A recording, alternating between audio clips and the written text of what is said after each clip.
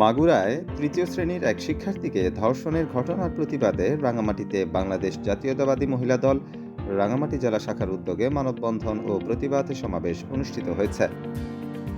সোমবার সকালে রাঙামাটি জেলা প্রশাসক কার্যালয়ের সামনে এই মানববন্ধন অনুষ্ঠিত হয়।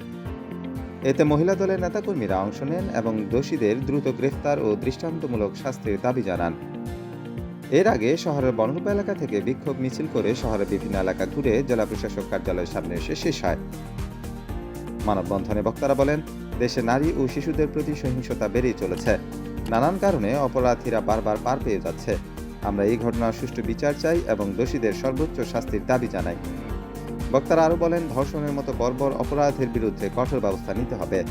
আমরা চাই প্রশাসন দ্রুত পদক্ষেপ গ্রহণ করুক এবং বিচার নিশ্চিত করুক।